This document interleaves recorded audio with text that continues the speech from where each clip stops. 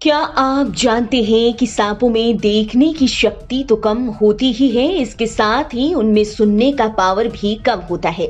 ऐसे में उन्हें जीभ दी गई है जिससे कि वो इसका इस्तेमाल करें और देख सुन सकें। इतना ही नहीं, सांप जीभ के जरिए सूंघते भी हैं और अपनी जीभ का इस्तेमाल करके तापमान भी जान लेते हैं। जानेंगे सांपों की जिंदगी के बारे में, लेकिन उससे पहले अगर आपने हमारा चैनल सब्सक्राइब नहीं किया तो जल्दी से कर लें। बेल आइकॉन दबाना बिल्कुल न भूलें। वीडियो पसंद आए तो लाइक करें, कमेंट करें और शेयर करें। पता है आपको इन सांपों के बारे में?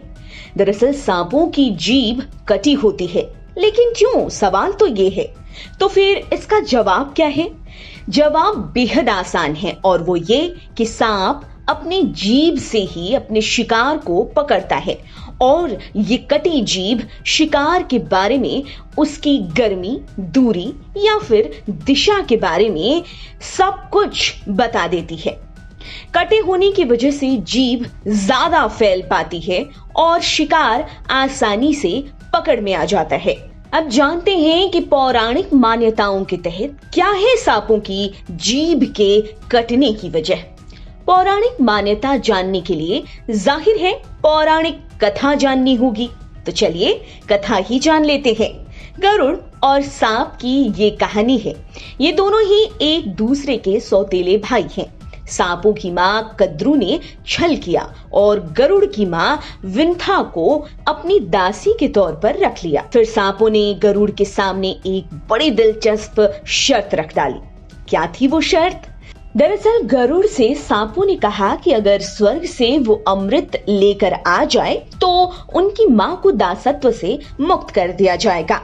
गरुड़ अपनी माँ से काफी ज्यादा प्रेम किया करते थे और माँ को दासी के तौर पर देख नहीं सकते थे।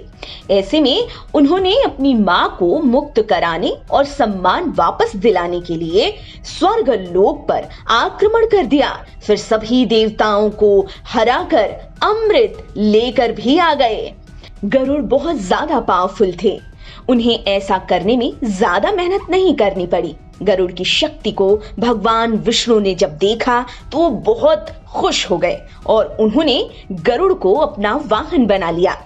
उधर गरुड़ से युद्ध कर स्वर्ग के राजा इंद्रदेव बेहोश हो गए और जब वो ठीक हुए तो गरुड़ को अमृत कलश ले जाते देख लिया और उनके पीछे हो लिए। इंद्र ने आखिर में गरुड़ पर अपने वज्र से वार कर दिया, पर विष्णु से पहले ही अमरता का वरदान पा चुके गरुड़ पर वज्र का कोई असर हुआ ही नहीं। ऐसा देख इंद्रदेव काफी चिंता में आ गए और गरुड़ से कहा कि मैं तुमसे मित्रता करना चाहता हूँ, और दोनों ने मित्रता कर भी ली। फिर क्या हुआ? फिर इंद्र ने कहा कि मित्र, सांपों को ये जो अमृत कलश तुम देने जा रहे हो उसको पीकर सांप अमर हो जाएंगे, जिससे दुनिया का विनाश हो जाएगा। ऐसे में ये कलश तुम मुझे लौटा दो। तब गरुड़ ने सांपों के रखे शर्त के बारे में इंद्रदेव को विस्तार से बताया। ऐसे में दोनों ने एक योजना बनाई। गरुड़ ने कहा कि जिस जगह पर मैं इस अमृत कलश को रख दूंगा वहां से आप इस कलश को उठाकर ले जा सकते हैं। गरुड़ की बात सुन इंद्रदेव खुश हो गए और गरुड़ देव को वरदान दिया कि जिन सांपों ने गरुड़ की माँ को दासी बनाया वे सांप गरुड़ के प्रिय भोजन बने। सांपों की शर्त के हिसाब से गरुड़ अमृत कलश को एक कुश के बने आसन पर ले जाकर रख दिया। गरुड़ ने सांपों से कहा कि तुम लोग पवित्र हो जाओ और अमृत पियो, और ये कहते हुए वो अपनी माँ को छुड़ा ले गए। फिर सभी सर्पों ने सोचा कि आखिर गरुड़ ने पवित्र होकर अमृत पियो क्यों कहा? क्या है इसका मतलब? सांपों ने सोचा शायद हमको स्नान कर पवित्र हो जाना चाहिए, फिर अमृत ग्रहण करना चाहिए। सभी सांप नहाने चले गए और इतने में इंद्र अमृत कलश को लेकर चले गए। सांप जब लौट कर आए तो देखा कि कलश नहीं है, तो उनको लगा कि कुश के आसपास अमृत कलश रखा था। ऐसे में कुछ अमृत की बूंदें तो आसन पर जरूर गिरी होंगी। ऐसे में उन्होंने कुश के आसन को चाटना शुरू कर दिया और इस तरह से कुश के आसन को चाटने की वजह से सांपों की जीभ कट गई। आपको गरुड़ और सांपों की ये स्टोरी कैसी लगी? हमें कमेंट बॉक्स में जरूर बताएं और हमें बताएं कि आपको पौराणिक कथाओं में से और कौन सी कथाएं जाननी हैं।